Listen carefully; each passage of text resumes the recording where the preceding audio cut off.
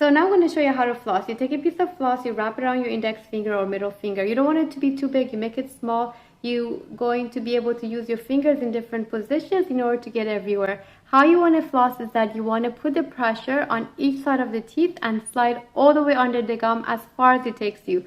So you make it to a C shape. See, one side, two side, as far as it goes.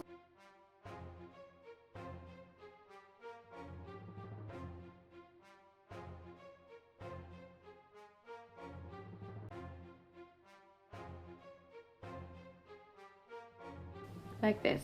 How you start from the back of the last teeth, even though there's no other teeth behind it, because you want to get under the gum, and then you make your way all around.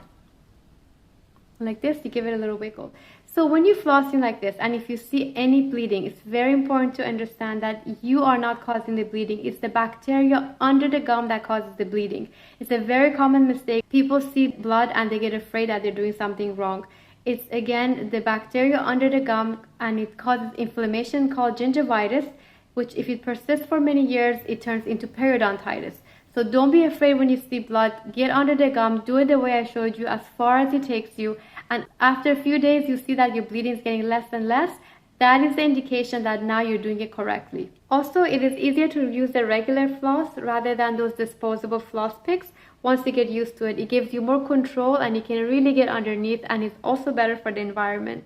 If you have any question, ask your dental professionals. Then get your dental checkup and cleaning, and that will always make it better, of course. And again, practice. It might take a few days, but I promise once you get used to it, it's much easier than you think.